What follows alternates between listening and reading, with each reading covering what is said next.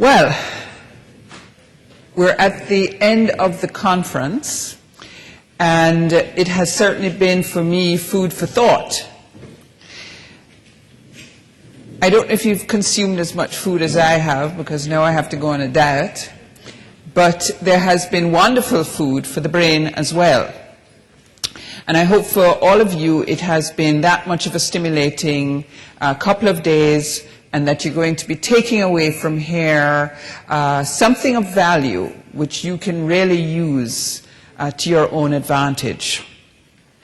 There are a couple of things that I want to summarize that team summarized coming out of every day's event, and I'm just going to highlight some of those. The first thing is, why did we come and what was different? We heard very much that trade is not just for its own sake, but it should be used as a means for development. And we should never forget that what we are really after at the end of the day is better livelihoods for our people and to get rid of the scourge of poverty. That's why we're doing what we're doing. But then we also heard that in the world of rapid change, it's not just how we do it, and it's not just what we're doing. We have to create a whole new culture of exporting. And we heard this over and over again. And I think that I certainly believe, and I hope that when you filled in your evaluations, you will also underscore that a forum such as this, which brings different people from different parts of the world, and I think we had a nice balance of people with different experiences, that it's an enriching environment to be able to actually share experiences. And what we would love to know is, of course, your thoughts and proposals about how we could do it better. And I heard one this morning, which was we need to have some people in the room who are actually buying our products. And I think that's one element that we might think about going forward.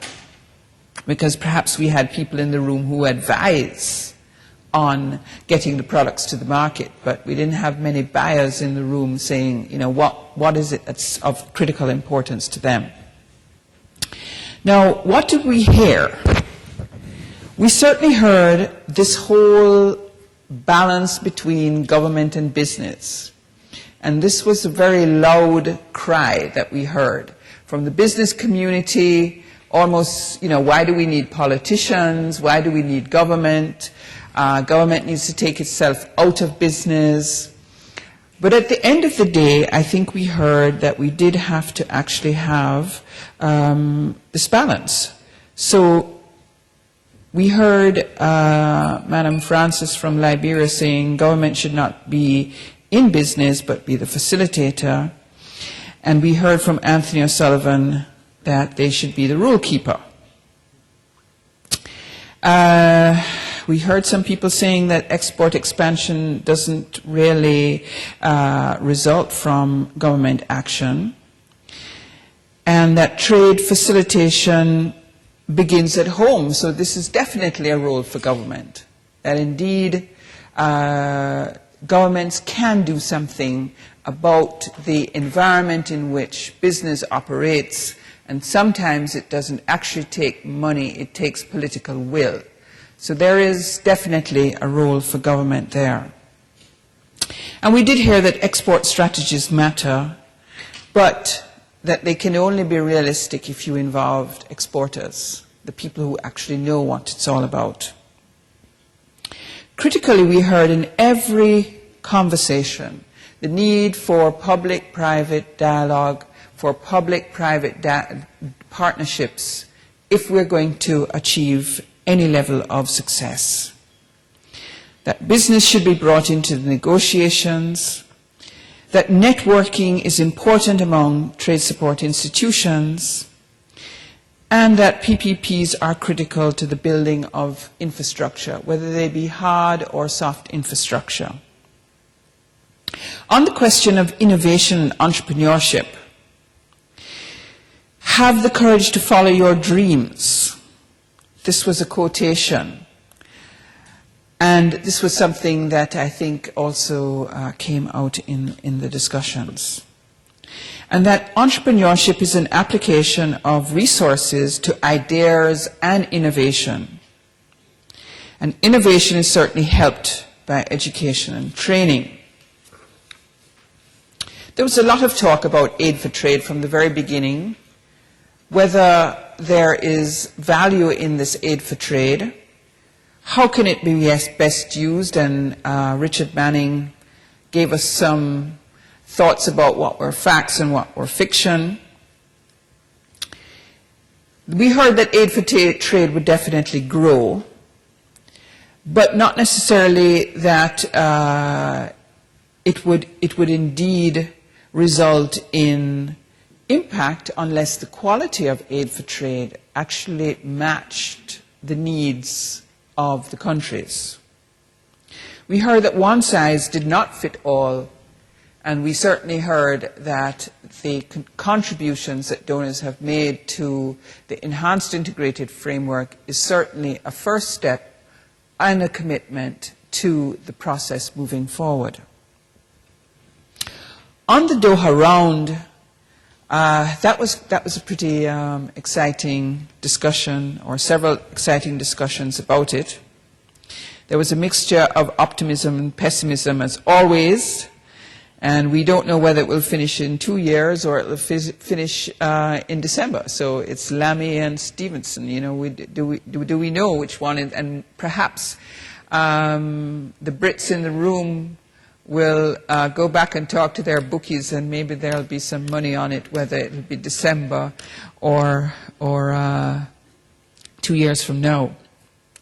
But we did hear that it was important for developing countries. Ambassador Balihuta certainly said that this was critical for developing countries and that we need to conclude the round.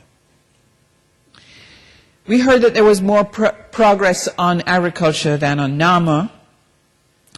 And we certainly heard that the multilateral environment was ultimately better for countries than regional and bilateral arrangements.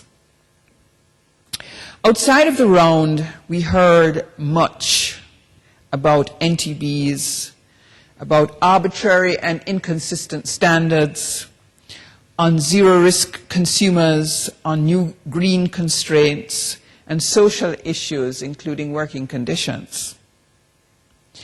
On new trade partners, we heard about developing countries being the most dynamic, and that they were really the markets that were expanding at the greatest rate. But the barriers to get into developing country markets were far too high and inhibit regional cooperation. We heard a lot about infrastructure with respect to regional cooperation. And certainly we think, again, here we heard the sound of this public-private partnership and the need for public-private agreement on the way to move the regional agenda forward. On value chains, we heard about SMEs and that they have the potential to join national and international supply chains, but that clustering could certainly help, but that policymakers need to see the connection between foreign investment and SME exporting. Trade for whom and the priority on women, this was something, a theme that kept coming up as well.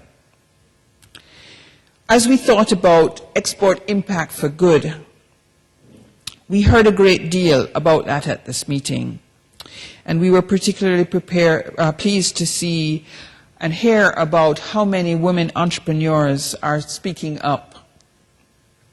1/3 of all new SMEs are run by women, and a high proportion of the sustainable ones are owned by women. Moreover, women enterprises are those most likely to make a difference in the lives of poor households. In trade, we need to rebalance the trade map, as Astrid Riz said in her paper at the meeting. So we're hoping after all of that, that you had an opportunity, some of you, to give us some feedback on the business lines that ITC is promulgating here, or has promulgated here today. We certainly need your feedback in refining it to make sure that we understand what it is that you actually need and want to make your businesses better in your country, to make your policy environment better, and to be responsive to your needs and wants.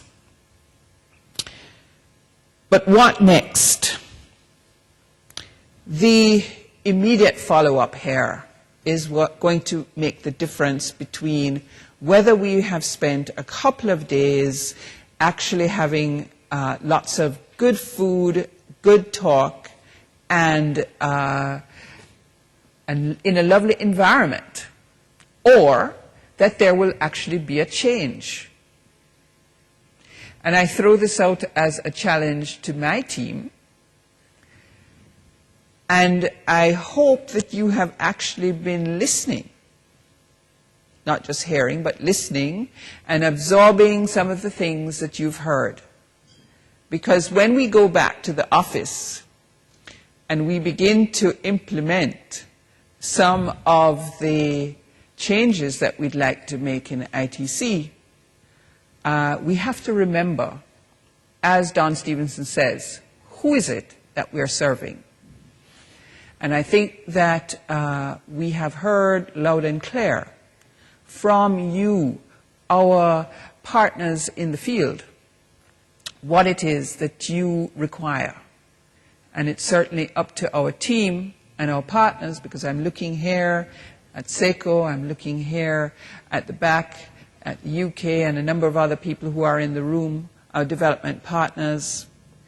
It's up to us to respond in a coherent way to the challenge that has been posed, and to make some decisions on how is it that we are going to actually have impact and value at the end of the day. I think we have asked some of you to look at our Aid for Trade documents, to certainly give you our feedback, to give you your feedback to us on whether we have are going in the right direction, whether we need to modify our way forward. And we would require you to give us this feedback in a fairly short order, because we're finalizing our work program for 2008-2009. We're working hard with our development partners to ensure that we are actually trying to put some resources behind some of these requirements that you have put on the table. And that can only be achieved if indeed you provide us with feedback. So this is important. This is important that you get back to us and you say, we have it right, or no, we don't have it right. But next year when we come to Montreux, because we are announcing today that we are coming back to Montreux, the proof of the pudding will be in the measurement.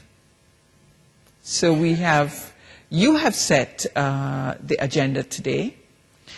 We will have to measure next year, this time, whether we have actually picked up the mantle and delivered the goods. So that is also a challenge to my team, because, and also to you in the room, because as Ambassador Stevenson says, you know, one hand can't clap, it takes two. And sometimes it takes a number of different partners to actually have a result at the end of the day. But what were my takeaways from this event? It is about national ownership. It is about you describing your own vision and having that vision actually developed as a result of some national consensus.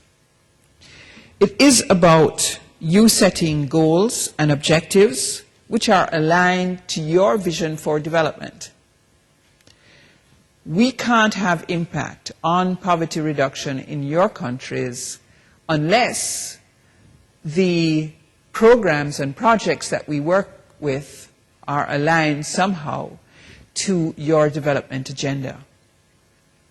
And indeed, we'll be flying our kite in the wind and pretending that we're doing good when indeed we're actually spinning wheels. So your vision, your commitment, your goals, our support. We've heard over and over and over the need for this public-private sector partnership as a critical success factor in any endeavor that we actually undertake. That's the only way that we can build the trust and confidence, which we heard doesn't really exist in many places. And that's the only way that we can actually achieve export success, because then export success breeds success. Confidence is necessary to take that risk and to go after the dreams that each and every one of us has. But the reality check is that we have limited resources, both human, physical, and financial. And therefore, we have to set priorities. And you have to set priorities. And we have to work with you in conjunction with your stakeholders to work on the most critical priorities, those which will have the greatest impact. So today we are forced also to recognize that if we're going to be successful in trade, we no longer have to only think about market access and the market opening for us. We also have to take into consideration the consumer wants and needs. Because in our sets of meetings that we heard, all of these new standards that everyone is complaining about are being set today by the consumers. And globalization is actually about consumer power at the end of the day.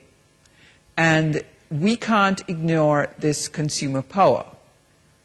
So the challenge, therefore, is going to be, how can we actually put the machinery and mechanism in place in our countries to understand first, what is this consumer power about? Our delegate from Malaysia, who was speaking, I can't remember, yesterday, everything is getting blurred, yesterday or today, about what he had to do in order to understand Marks and Spencer and what their consumers wanted with respect to the apparel industry and organics and what that meant to the farmers in New Zealand and Australia where he was buying his wool. The fact is that this is what globalization is about, that there is no easy way to trade unless you understand the markets. And the markets are being led by consumers. And consumers are concerned about the environment. Consumers are concerned about health and safety. And consumers are worried about ethics. So not only do we have to worry about the environment, but we also have to worry about the conditions of our workers. And we have to be able to demonstrate all of this if we want to be part of the game. But the truth is that many of us don't have the mechanisms to be able to monitor these things, to be able to work towards these initiatives, and it is going to take a different set of actions to be able to be really good at this game. And many of us think that the businessman next door is actually our competitor, when in fact, the competitor lives somewhere across the globe, somewhere else. And the businessman next door to us certainly is going to have to be our collaborator if we're going to meet some of these challenges. So again, we heard about the challenge of how do we get to the market, and this indeed is something which ITC will certainly have to be looking at, because when we talk about trade information and when we talk about trade intelligence, it is, I heard the word over over and over again. How do I get this market intelligence that I need in order to advise what is the product that I'm going to be able to sell? How do I really understand the market? And I think that this is a big challenge for us. How indeed we respond to this. How do we empower you to empower your businesses? How do your businesses actually deal now with this really complex situation which we find ourselves in? And I think that in all of this, at the end of the day, we have to develop real partnerships if we're going to be successful. It has to be the collective effort, going after particular goals, and this partnership has to be well defined with actual responsibilities provided to different partners in the game. We'll never actually be able to chart whether we're going and making progress either unless we put a monitoring and evaluation mechanism in place. A mechanism which says, did I set my goal? Have I achieved it? How do I measure it? We have to put these mechanisms in place, and this is important for us if we're going to actually measure our success or not. And the business community knows very much about this because this is how they live on a day-to-day basis. So those were some of the things that I took away personally. And there are a number of challenges which each of us will have to face. There is absolutely great optimism about what we can achieve together. And I think that in the next couple of weeks, we would certainly like to work with you to fine-tune what is it that we can actually do in the next couple of months together. In closing, I'd like to thank a number of people. Certainly, first of all, our sponsors, without which we would not be in this wonderful environment. And I'd like to mention them again. The State Secretariat for Economic Affairs, SECO, Switzerland. The Swedish International Development Cooperation Agency, SIDA, of Sweden. The Federal Ministry for Economic Cooperation and Development, BMZ, Germany. The Ministry of Foreign Affairs of Norway. The Government of Denmark. The Agency for International Trade Information and Cooperation, ATIC, of Switzerland. And certainly, I would also like to take a special moment to thank the WEDF team and ITC staff, and I'm going to single out a number of them. Anton Syed, and Anton, I think you certainly put in a whole lot of work, and you can see the rewards today. Nuria, Owen, Natasha, Valerie, Amy, and Jennifer, who supported the whole team, and all of those ITC staff who went overboard to make sure that things were put in place. It's always the unsung heroes. You know, there are lots of little soldiers in the background who are working at making sure that things get done. And you don't always see them, they're invisible. So to all the unsung heroes, thank you very much. And of course to my management team, I really appreciate the support that they have given. But most importantly, I have to thank you, because the quality of the debate has been so fantastic. And I think that Tim Sebastian has also played a very good role here in the last couple of days in helping us to keep on point, to keep the debate lively, and to be a bit provocative at times, so that I didn't actually see anybody falling asleep, even though many of you came large distances and were suffering from jet lag. So you, the participants in the event, you are the ones who actually made this event rich. And we want to thank you for taking time out of your very busy schedules, because there isn't an unimportant person in the room. And whether it is you are taking time away from your multi-million-dollar businesses, from your small and micro enterprises, or from your trade support institutions, or your government offices, you all made a valuable contribution to this event. So thank you very much on behalf of the ITC team. And I want one last compliment to make. I don't know how many of you have actually been up on our website, but there is a communication team that has been sitting over there, taking notes in every meeting. And the level of professionalism, when you look at that website and you see that a synopsis of almost every single meeting has been posted on the website in a concise manner. Many of you don't actually have to go and do your reports. You know, you just cut and paste and you can do your report. So, you know, they've actually done your reports that you have to do when you go home. So you should just tell them, thank you very much.